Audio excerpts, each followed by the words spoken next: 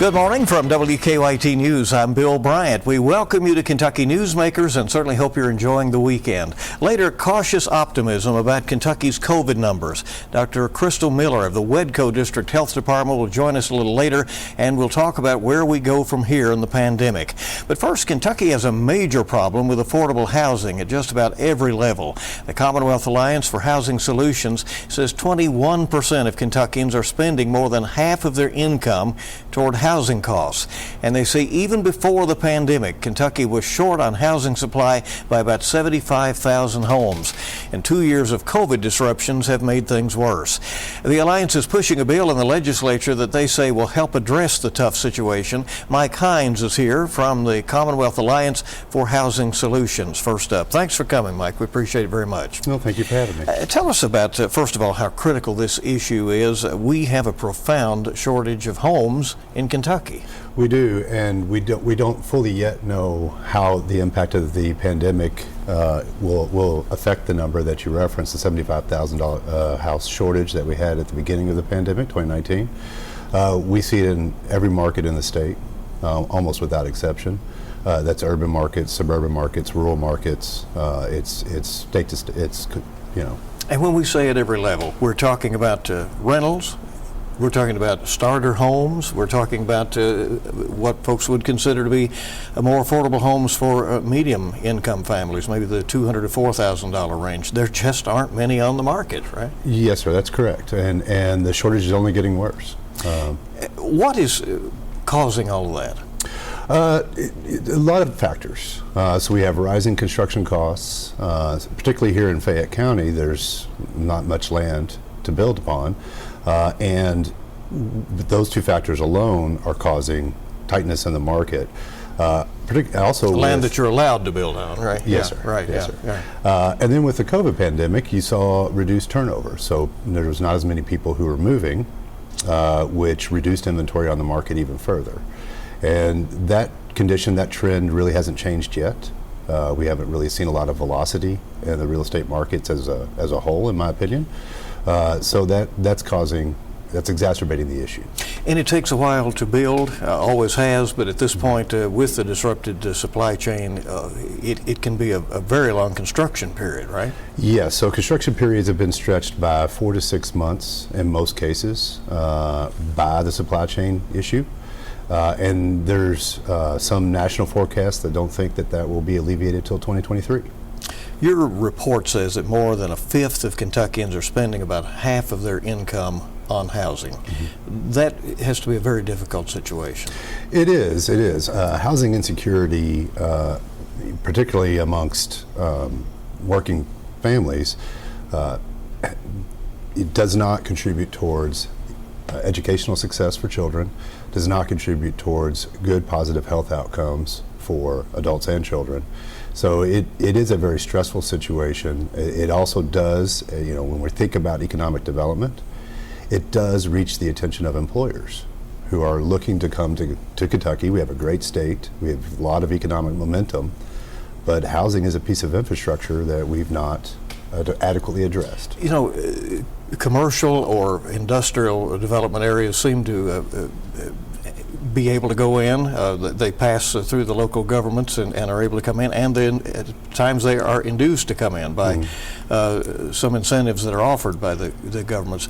You're now saying that we're at a point where housing developers need some of that as well. Correct. So what House Bill 86 would propose to do would be to create a state-based tax incentive program that would allow for the construction of housing, even with our elevated costs, but with a controlled rent that would be affordable in the communities in which that housing was built. And we think that's very important because we have seen such rental increases, particularly in our urban markets, but really all over the state. And that ability to kind of control rents through the program really would make a difference over the long term as far as workforce housing goes. This means if the developer takes the incentive from the state government, they would guarantee a rent for the renters, right, at a certain level? Yes, for 30 years. Tell us more about how this would work. Well, just to speak about Lexington in particular, so under the proposed legislation, For a family of 4 who earned anything less than $45,300 per year, they would be eligible to live in the housing, and the rent would be calculated to be approximately 30% of that imputed income level. So it ensures that that housing is affordable to that family for the long term and stays affordable for the 30-year period. So once the housing is constructed, that inventory is always available, it's always in the market, it's always there. Full disclosure, you work for a company, oversee a company that does rental properties. Yes, yes. Primarily. And asking one of the questions that maybe some of the lawmakers might, do you foresee that people would stay in those rental properties for that 30 years or for the duration? Or would that be an opportunity for them to have a home and maybe save up and take the next step? It's a sum of both. So my company has been in existence, my day job, if you will, has been in existence for over 40 years. We have residents who have lived in some of our properties for almost all of that period. And so there is some truth to that. But we also see a lot of people who are in our housing for a few years, do save up the money for a down payment or other housing, provide for other housing, and take that step. So it's a positive influence in the market and to that individual or that family from either perspective. How significant is this for a builder in terms of being more likely that they would be able to go ahead and turn ground and start projects? It's very significant, particularly if you want to target an affordable rent when you are completed with the building. The House Bill 86, the state housing tax credit, would allow for equity to be invested into these developments, and that equity lets us have lower debt and operating costs on those developments, so our rents don't have to be nearly as high to support the cost of construction. Plus, with the capped rents, which is something that we pledge when we interact with the state agency responsible for this, that stays in place for the long term. If this doesn't work at the state level, could it work at a local level? Could Lexington, Louisville, some of the other larger cities in Kentucky partner with some of the developers and assist them in projects like that? Well, Lexington has already been a leader on that. Lexington has a local housing trust fund that's been in effect, I think, for at least 10 years, maybe longer. And that local housing trust fund really led the way for Louisville to then pass similar legislation at the local level. And so, Lexington really did lead that in our state very early on. But yes, the answer is yes. Local municipalities can participate and can provide incentives that would assist with closing the cost gap to build affordable housing. Do builders and developers have much of a margin to work on in the situation we're in right now? I mean, people see the prices have skyrocketed and they assume somebody's making a lot of money on that. Well, I'm not sure who that is. So the material cost increases that we've seen over the last 12 to 18 months are, for your typical construction, are at least 21%, according to the National Home Builders. In some local markets, that can be even higher, depending on the nature of the local market and shipping conditions and things like that. So when you have cost increases of that nature, and you have a supply shortage, which we do, a supply-demand imbalance that's fairly significant, the pressure for a builder to be competitive or a developer to be competitive is actually very high. It doesn't reduce that pressure. It actually increases it.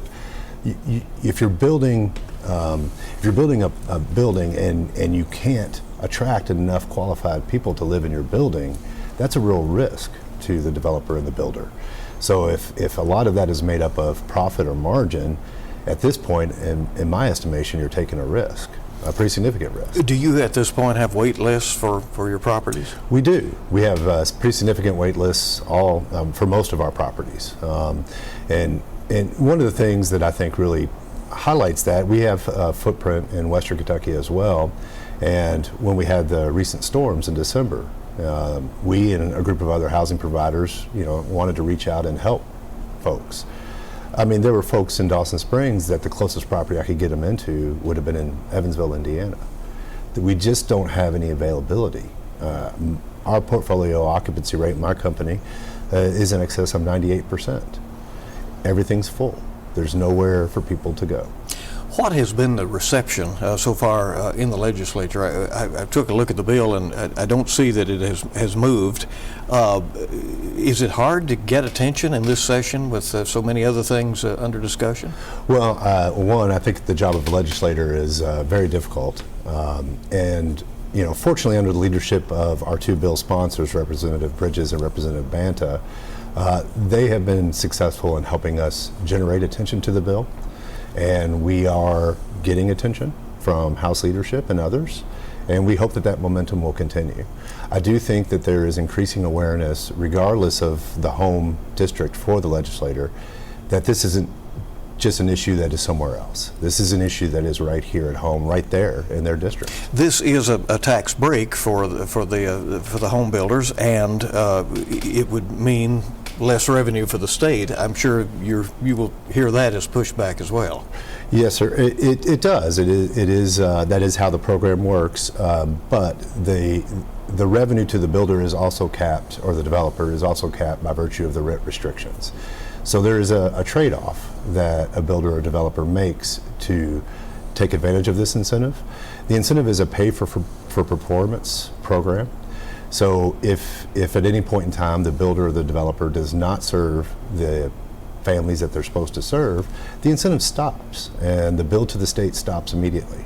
And that is the benefit of what is known as a tax expenditure over a direct spending methodology, and that expenditure can be cut off at any point in time. Mike, as we look at this problem, from macro, you look down at the entire housing shortage issue that we have, and it's nationwide, but it is very critical here in Kentucky.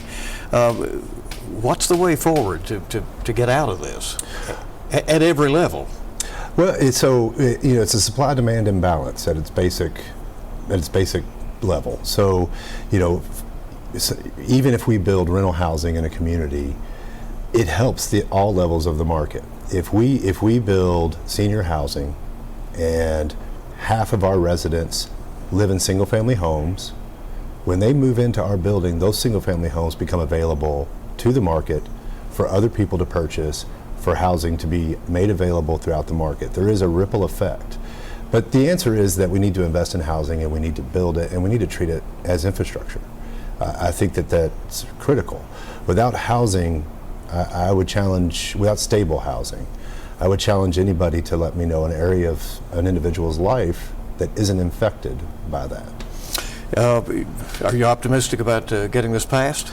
Well, I am an endless optimist. So yes, I think we will be there this year, I hope. Mike Hynes with the Commonwealth Alliance for Housing Solutions. We appreciate you coming in. Well, thank you very much for having me. Hope you'll stay with us. We're coming right back in just a moment. Dr. Crystal Miller will join us from the WEDCO Health Department as she's talking about the encouraging numbers we're finally seeing in the COVID pandemic. We'll be back in a moment. Welcome back to Kentucky Newsmakers. Finally, some encouraging news on the COVID front. It appears we are past the peak of the Omicron surge and the numbers are going down. And with the optimism about that, of course, comes caution about continuing to do what you can to protect yourself from the virus that is still very much out there. Still, there is strong hope that this downturn in the numbers will mean that hospitals, schools, businesses, and entire communities will at least find it more manageable. Dr. Crystal Miller is the Public Health Director for the WEDCO Health Department. It serves Scott, Bourbon, Harrison, and Nicholas counties. Dr. Miller, welcome. We appreciate it very much. Yeah, thanks for having me. We've seen these case numbers and the positivity rate go down the last couple of weeks. It has been very good to see that. Is there reason to be optimistic that we are getting finally this Omicron surge behind us? Yeah, hope is a big thing, isn't it? We've learned that through this pandemic, that we hang on to hope, and we are seeing that. And I am optimistic that we have, for about 2 weeks now, continued to see our incidence rate drop dramatically. Our hospitalizations, which is something we pay very close attention to, they have dropped dramatically as well. And so we are very hopeful that we're on the downhill swing for this. You know, as we refer to cautious optimism, could we get into another spike even of this surge if we let our guards down too soon? Yeah, the concern for us is we know the four things that work. Vaccines are our number one protector against that. And unfortunately, we don't have the level of vaccination rates that we need. And so for that reason, we're always concerned about new variants. We're always concerned about surges. But, as much information and misinformation and confusion that people are experiencing because we get our news from a lot of places and things happen, within our world very quickly. There's so much guidance out here. I've learned over the past couple of years that people are oversaturated with information, but we try to keep it very simple. The four things remain they are the staples for how we fight communicable disease, and that has been tried and true since March 2020, and that is get your vaccinations, wash your hands, socially distance, and wear a mask. And so, if people will continue to do that, then that's the best foot forward we can put, right? Dr. Miller, some school districts in your region and in others are planning to lift mask requirements this month, and I know it's controversial both ways. Does public health guidance indicate that it will be okay to do that?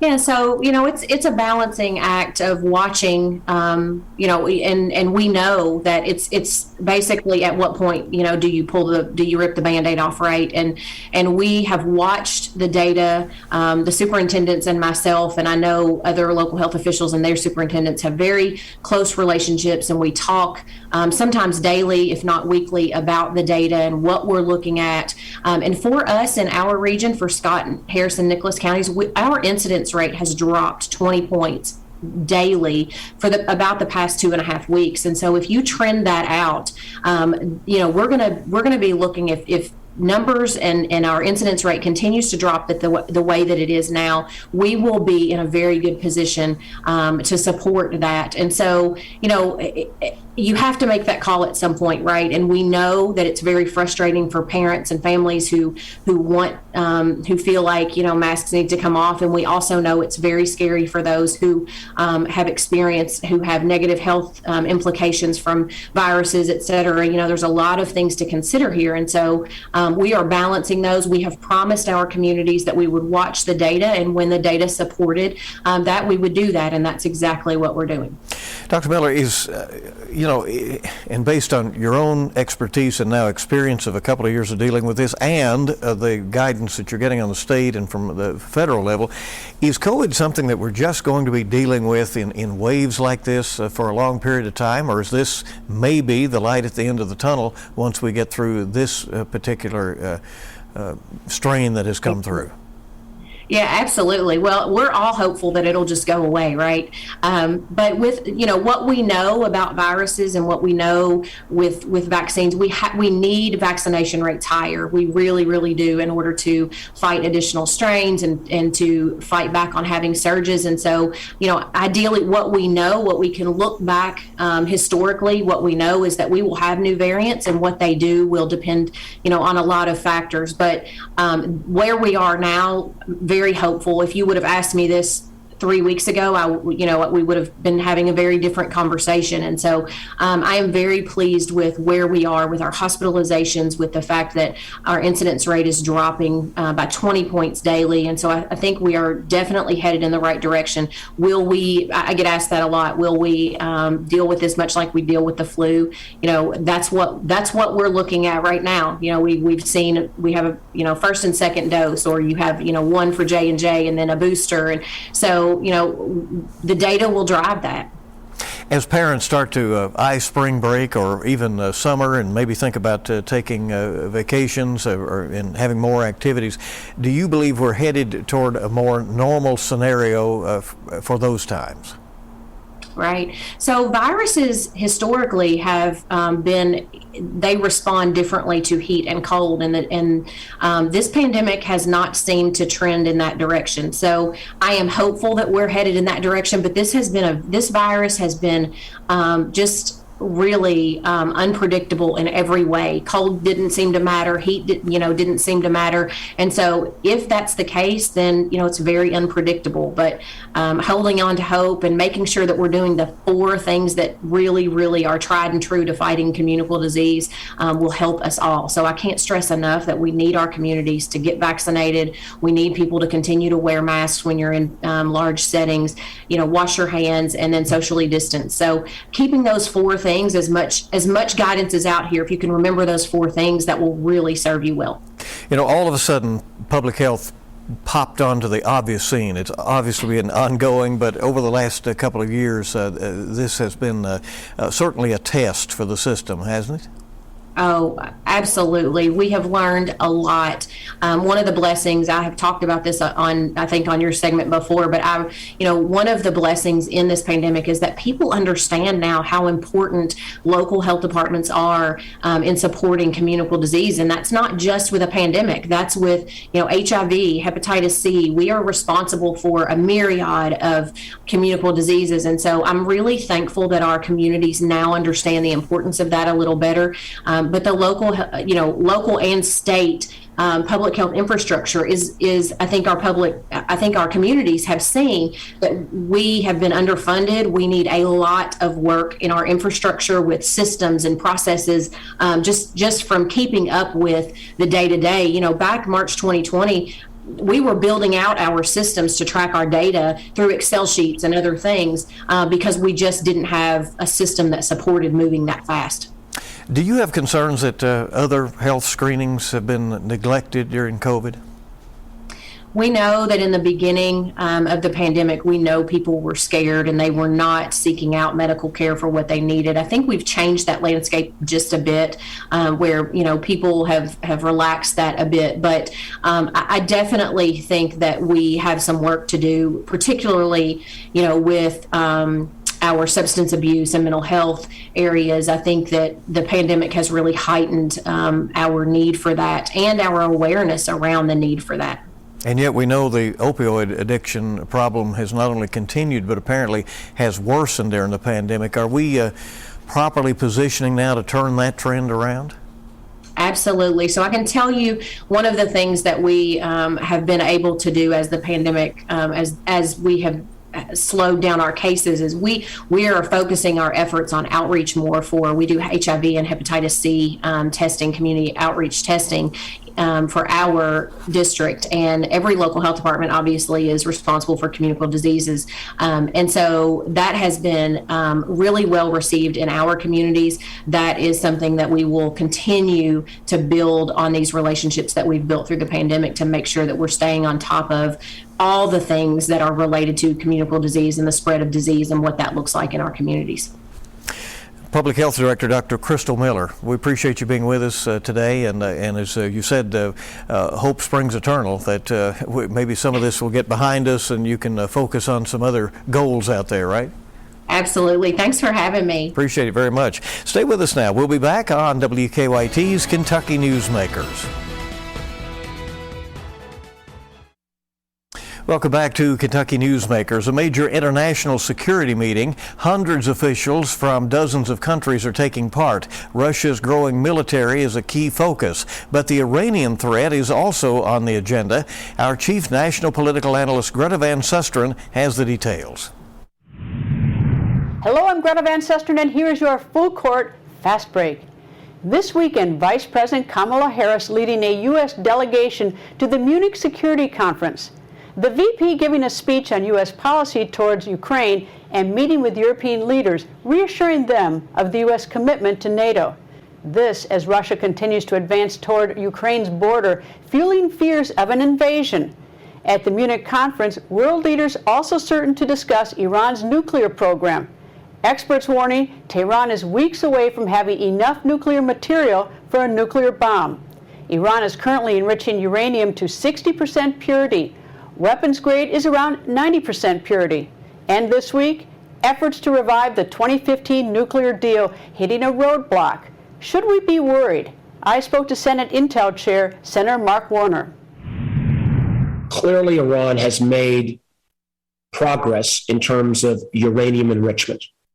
But one of the things that I don't think the public understands enough is, even should you get enough uranium enrichment, you also then need to develop and build a weapon. That has been estimated to take a year to a year and a half. You then have to have a delivery mechanism as well. With the clock ticking, the West is eager to reach a new agreement, but Iran is demanding all sanctions against it be lifted.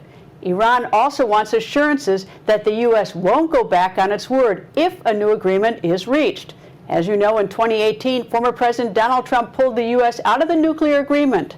Want more Full Court Press? Tune in Sundays. We bring politics home, covering the national stories that impact you.